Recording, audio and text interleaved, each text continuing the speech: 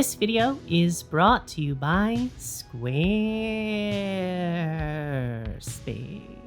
1 year ago, I published my first Stillmania video. Since then, I've been practicing the strict art of Stillmania in all aspects of my hobby life, and today I thought I might give you a little bit of an update on how that's been going, as well as a few modifications that I've made to the rule set to suit my particular needs, not just as a hobbyist, but also as a hobby YouTuber. Part 1, Stillmania in review. If you haven't watched my original video on Stillmania, you might want to go watch that first, but in case you haven't, or in case you want just a little bit of a recap, Stillmania was a sort of attitude towards the spirit of the wargaming hobby laid down by Nigel Stillman back in the 90s in White Dwarf magazine, culminating in this specific, often reposted magazine clipping from White Dwarf magazine in 1998, which outlines Nigel's 17-point personal opinion on the ultimate spirit of wargaming. As I explained in that video, some of these points in the summarized version of Stillmania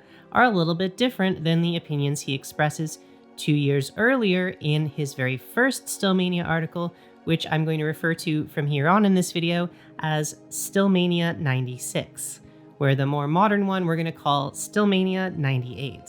So now, with the recap complete, I thought it might be fun to go through all 17 points of that classic Stillmania checklist to tell you if I've been following them over the past year, and if not, what modifications I've made to this list to make it my own.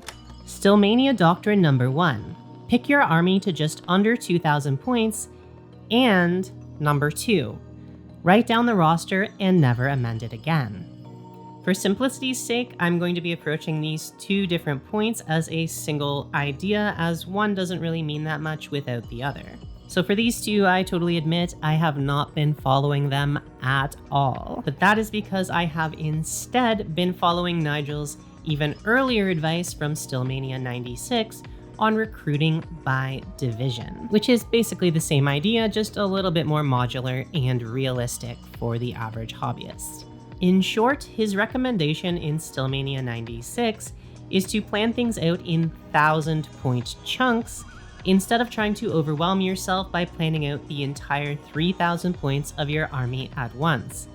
Keep in mind, he's talking about old Warhammer Fantasy here, I believe 5th edition? Definitely not 6th edition, it could be 4th or 5th edition he's talking about here, where the standard tournament size was, I guess, 3,000 points. So in this article, he recommends breaking things down into 1,000-point chunks, which each have their own theme, and he calls these divisions. So for each of these 1,000-point lists, you write out the list, you pick a theme, and then you work towards completing that list first before planning out the next 1,000 points. And once you've achieved those first 1,000 points, you can either expand the army to 2,000 points, or you can decide, no, that's enough, I'm going to start a different army instead. And with very few exceptions this year, this has pretty much been the doctrine that I have been following. Sure, I will sometimes make small modifications to my lists as I'm collecting and painting. That's mostly based on what I have available to paint and work with at the time, but in general for army building, my process has been to write up a 1,000-point list and work towards getting that built up and painted before even thinking about the next 1,000 points.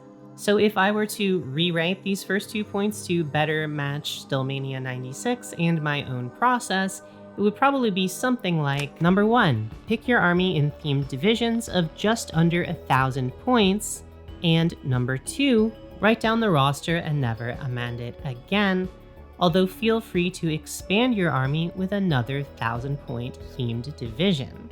Now, I do admit, because of my status as a YouTuber, I tend not to focus on a single 1,000-point division at once. I'm typically working on a few different divisions at once, like one of Orcs, one of Dark Angels, got those StarCraft Zerg going on as well. This is mostly just to ensure that the channel has a little bit of variety on it, and every video for the next 3 months isn't just about building a single army.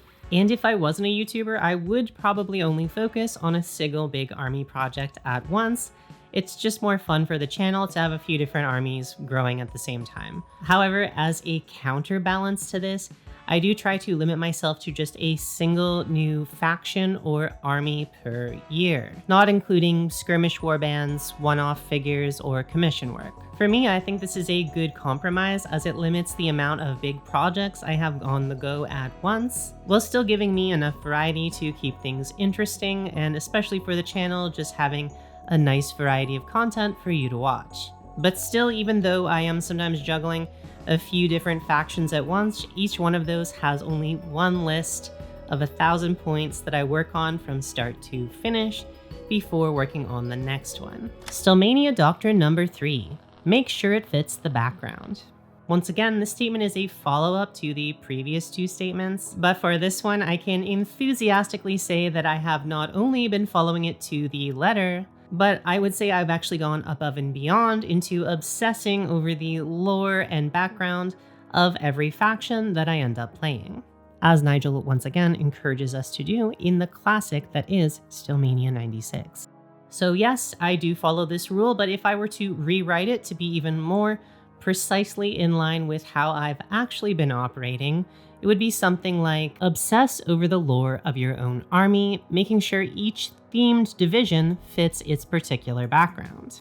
Next up, we have Stillmania Doctrine number 4, which I have a little bit of a controversial take on. But do you know it's not controversial? That's right, it's this video's sponsor, Squarespace. Squarespace is the all-in-one website and hosting platform for all of your website needs, and it's extremely easy to use. Just pick from one of their fabulous designer templates, or build your own template from scratch, and then customize things to your heart's content using their extremely intuitive drag-and-drop fluid engine. I've been using my current Squarespace site to host a gallery of my painted miniatures, all of my hobby reference documents, as well as an online store, which has been super easy to set up and keep updated and accepts a variety of different payment options, which are all built in and ready for you to use. So if you need a website, why not check out squarespace.com today for a 14-day free trial. And then when you're ready to launch, go to squarespace.com/DanaHowl for a 10% off your very first purchase of a website or domain. And now back to our video. Stillmania Doctrine number 4.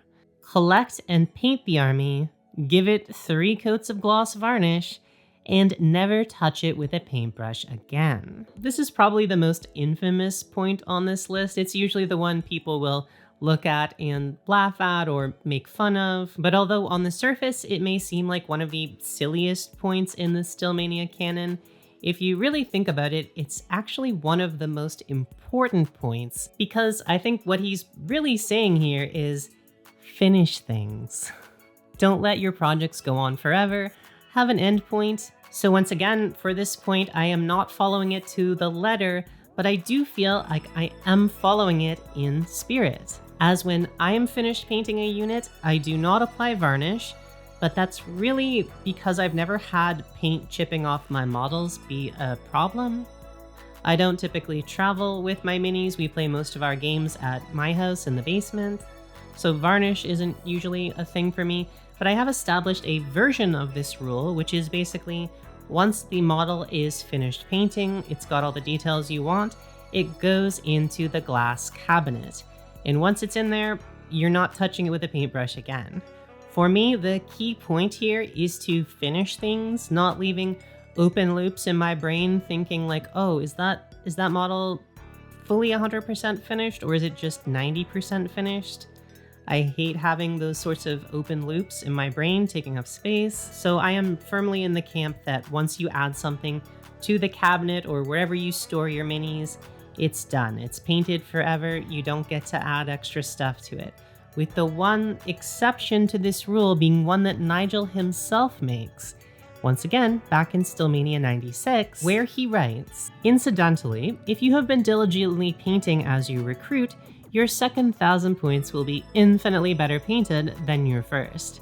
It's a phenomenon worth bearing in mind. Perhaps you should regard your first 1,000 points as your practice points in terms of painting and playing. Here we can dimly perceive a task that will come after the completion of your final 1,000 points. Go back to your first batch and give them a thorough overhaul, which is something I have been known to do with some of my orc units. I'll go back to some of the very first things that I painted and just give them a little update to match the current scheme that I'm playing with. But I try to be very particular when I do that. I don't do that with all of the models, just like when it makes sense. So once again, if I were to update this point to match my personal ethos, the personal way that I approach things, it would probably be something like, once a unit has been painted, it's finished. Never touch it with a paintbrush again, followed by an asterisk, which would link to a little point near the bottom that would say, unless it's part of your first 1,000 point practice division. In this case, feel free to return to it once and give it an update once you're finished your first 2,000 points. Stillmania Doctrine number 5. Give each character and regiment a name. This is the first point in the list that I would say, yes, I follow this to the letter, no notes, no modifications. This is something we just do. We play Crusade, so giving everyone a name is part of the rule set. This is just something we've always done, and I have to say it really does add to the atmosphere once every unit has a name, each character has a name. They tend to get their own little personalities the more you play with them, so highly recommend naming all of your characters and units. Stillmania Doctrine number 6. Do not even possess extra or alternative units. Just stick with what you've got. This one is a little bit tricky. I don't follow it entirely to the letter, but I would say I do follow the spirit of this in that I don't bring extra models to swap out based on what my opponent might be fielding. I just make up a list and we stick with it no matter what. Although technically what I bring to the table each game does change a little bit each game, but that's pretty much solely just so that I can match the points value of my opponent. I have more thoughts on this and the specific way that I use it, but it probably makes more sense to loop back to this once we're discussing points number 8, 9, and 10, as they're all kind of one idea. Stillmania Doctrine number 7. Make a carrying case that fits the army exactly. So for this one, once again, although I do agree with the spirit of it, it honestly doesn't make that much sense for me in particular. As I said at a previous point, we play all of our games for the most part at my house, so I've never needed a carrying case for my army. I would totally make a really cool custom carrying case if I had need of one, but I've just never needed one, and I end up storing most of my armies in glass display cases. So if I were to amend this statement to match my current situation, it would probably be something like, create a custom home for each division of your army that fits it exactly, whether it be a custom carrying case or a dedicated shelf in your gaming space to display them. Next up, we have number 8, fight every battle with the same army and never change anything in it. Number 9, fight in big games with just your 2,000 points, and to hell with the odds. And number 10, never vary or change your army in any way, resist all temptation. So these points are all interrelated, and they're also related to point number 6. Do not even possess extra or alternative units, just stick with what you've got. So I think it makes sense to address all of these together, and once again, my take is that I agree with the spirit of all of these, but not the literal definition, as a literal interpretation of these points just doesn't really work for my current gaming group and the game that we're playing. As I mentioned before, our current gaming group, we play 10th edition 40k, we play a Crusade campaign, one that we've just actually concluded that campaign actually, very fun. So as a part of this campaign mode, our armies grow slowly in points over time, and currently among our players, we have one player who has 1080 points, one who has almost 2,000, and we have me, the orc player, and I have about 1,500 points. So while I would be perfectly happy to play my 1,500 points versus my opponent's 2,000 points, I don't think he would be that interested or excited to play that sort of matchup, as he's just going to win. There's not a lot of challenge there. And the same goes for if I was to play my 1500 points against my other opponent's 1080 points. It's just not that much fun if it's not a fair fight. So I would say, well, we are not following the exact letter of these rules. We are still following the spirit of them, as built into the Crusade system is something called your roster. And you can think of your roster kind of like your sports team. These are the models who are a part of the team, although you might leave a few of them on the bench from game to game to match your opponent's amount of points. We still tend to play at the maximum size that we can. It's just that whoever has the more points ends up leaving a few things at home to match the point value of the player with less points. And I think that makes perfect sense to me. If I was to be playing Warhammer Fantasy back in the 90s, maybe it would make sense to just play my 2000 points versus other opponents. Maybe that is potentially a fair fight. But in current 40k, it just wouldn't even be a contest. So if I were to reword these things, I would probably change number 8 to say, fight every battle with the same army and never remove or change any units in it. Only make further additions by division. And I would leave points 6, 9, and 10 exactly as is, but I would just add another one of those little asterisks, which links to another little point at the bottom of the list, which would say, although feel free to leave some units on the bench to lower your points to match your opponent's chosen point value. So I think that's a pretty fair compromise and just makes Stillmania a little bit more doable if you want to do it with modern 40k. So with the first 10 points out of the way, I would like to address the final 7 points in the list. And I can actually say up front, all of these points I actually follow pretty much exactly and to the letter. A lot of these final ones are about sportsmanship, so it's pretty easy to match these, but they are good reminders, I feel, for the spirit of the game. So these final ones are, number 11, model every magic item on the character who carries it, no matter what it is. I definitely go to pretty extreme lengths to do that. I try to make all my models as WYSIWYG as possible. Number 12, what you see in the army is what you get. Take this literally. Agreed. Number 13, always give your opponent the benefit of the doubt. This is actually a good reminder. Sometimes I do forget to do this, and then I think back to Nigel's voice telling me, be nicer to your opponent, Dana. Number 14, who cares if all your opponents know your army composition by heart? Agreed. Number 15, let the only surprises be your deployment and your tactical moves. Sure. Number 16, shrug off defeat, learn the lessons, and keep on practicing. Play for the fun of playing. I agree with this one a lot. Very good.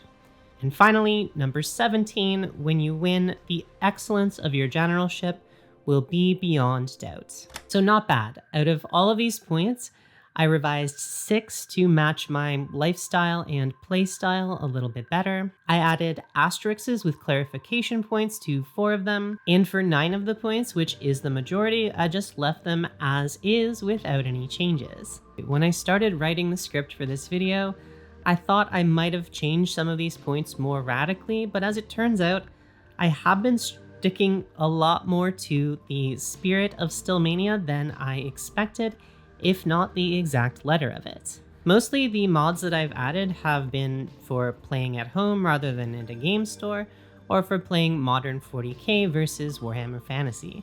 I'm pretty much stuck pretty close, I feel, to everything else. But just for fun, if I were to add a single 18th point to this list, it would be, as I've mentioned before, start no more than 1 major army faction per year, which I think is a good piece of advice for everyone, unless you're a really fast painter. So that's about it for today. That is my review of Stillmania 1 year in.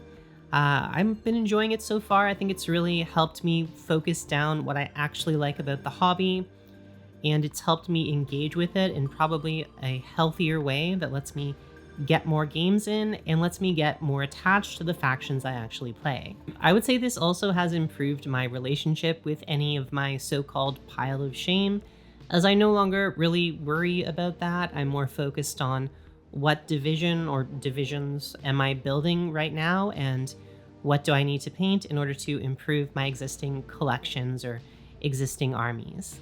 This mindset also has made me a lot more hesitant to commit to big new projects that I'll probably never finish, and a lot more committed to finishing the ones I do have. So I think that's been a really good side effect as well. Feel free to let me know if you think there's anything worth pursuing in Stillmania. Do you follow a similar system? I'd be happy to learn of more hobby productivity systems, or whatever you want to call it.